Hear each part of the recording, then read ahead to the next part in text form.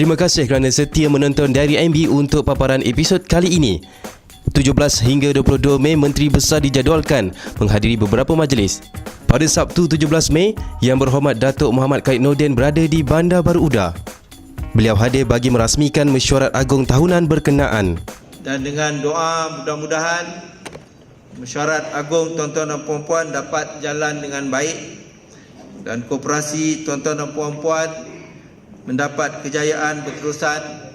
Saya sudahi dengan sekali lagi ucapkan berbanyak terima kasih dan dengan melafazkan Bismillahirrahmanirrahim merasmikan mesyuarat agung bagi kali yang ke-19 koperasi tuan-tuan dan puan-puan. Sekian. Assalamualaikum warahmatullahi. Pada majlis itu, 27 buah teksi jenis Proton Persona milik koperasi berkenaan turut dilancarkan. Dalam ucapannya, Menteri Besar menyatakan komitmen kerajaan negeri untuk terus meningkatkan perkhidmatan pengangkutan awam, khususnya perkhidmatan teksi di Johor. Jadi saya ingin nyatakan bahawa pertamanya saya ucapkan terima kasih atas perkhidmatan yang disediakan oleh tuan-tuan dan puan-puan. Kerajaan mengiktiraf peranan tuan-tuan dan puan-puan. Tuan-tuan dan puan-puan penting dalam soal menyediakan pengangkutan awam di Johor Bahru. Dan kerajaan bersedia membantu dalam usaha untuk kita menyediakan pengangkutan awam yang cekap, efisien, boleh dipercayai, yang disediakan juga oleh tuan-tuan dan puan-puan. Pada sebelah malam pula, Yang Berhormat berada di Masai, Johor. Kehadiran beliau bagi menyempurnakan majlis perasmian bangunan baru Rumah Sejahtera Masai. Jadi tuan-tuan dan puan-puan, saya ucapkan sekali lagi berbanyak terima kasih atas usaha-usaha yang dilakukan oleh pihak pemanjur sehingga kita dapat membina bangunan baru Rumah Sejahtera Masai pada hari ini. Jadi dengan kata-kata itu, saya sekali lagi ucapkan berbanyak terima kasih dan dengan cita-citanya merasmikan bangunan baru Rumah Sejahtera Masai pada malam ini. Sebagai simbolik perasmian, lebih 20 pemberi dana mengiringi Menteri Besar memukul gendang.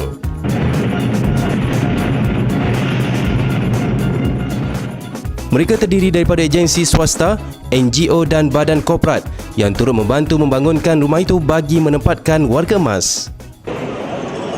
Sebagai wakil rakyat bagi kawasan ini, saya ingin mengucapkan setinggi-tinggi tahniah dan berbanyak terima kasih kepada mereka yang telah terlibat untuk menjaga dan juga membina rumah ini, yang mana sememangnya apa yang kita lakukan itu merupakan perkara-perkara yang sememangnya kita harap dapat dilakukan oleh sebahagian masyarakat yang terdapat dalam kawasan kita pada hari ini. Pada Ahad 18 Mei, Yang Berhormat berada di Kota Tinggi. Beliau dijadualkan menyempurnakan Majlis Anugerah Perkhidmatan Cemerlang Kejora tahun 2013.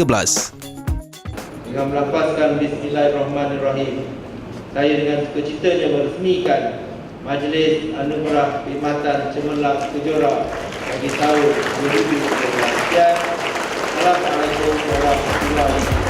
Pada majlis itu, Datuk Muhammad Khalid turut menyampaikan anugerah perkhidmatan cemerlang kepada 37 warga Kejora. Beliau turut melahirkan keyakinan terhadap penjawat awam di negara ini yang dilihat mampu mengekalkan prestasi masing-masing. Kini adalah zaman di mana perkongsian idea dan meraihkan pendapat di antara kerajaan dan juga masyarakat. Maka adalah diharapkan agar penjawat awam akan dapat sentiasa bergerak mengikut peredaran zaman supaya usaha-usaha kerajaan itu benar-benar berkesan dan matlamat wawasan 2020 itu dapat dicapai dengan jayanya.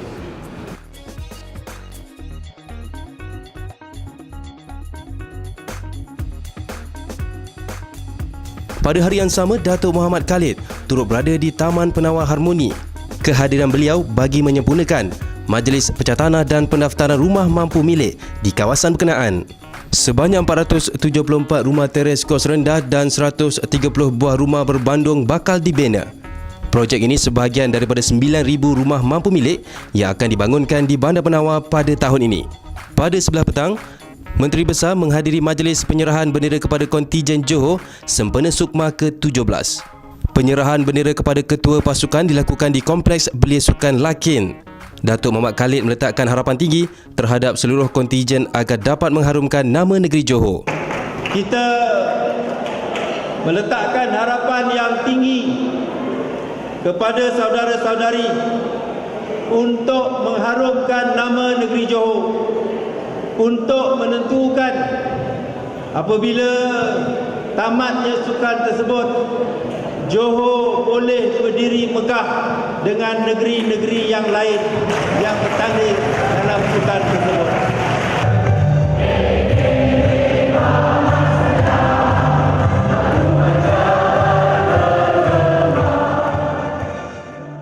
Pada sebelah malam pula, Datuk Muhammad Khalid meluangkan masa bersama penduduk Taman Mawar. Kehadiran beliau sempena majlis penutupan Karnival Dataran Mawar.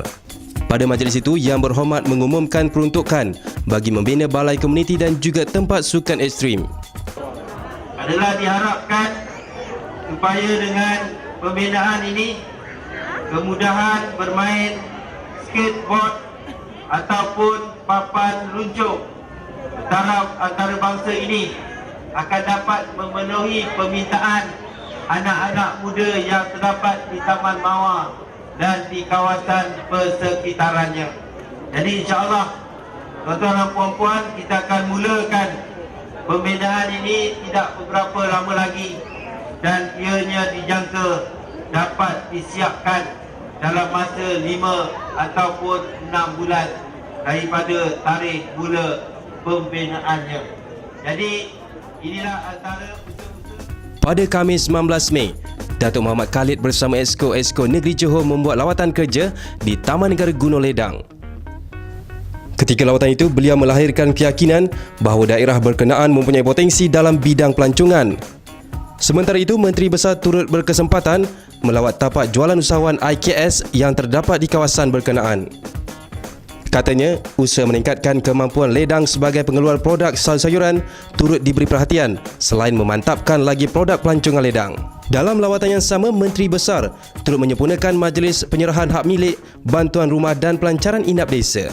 Semasa berucap pada majlis berkenaan, beliau menyatakan kerajaan negeri merancang untuk mentransformasikan daerah ledang dalam usaha menjadikan daerah berkenaan lebih kompetitif dan membangun.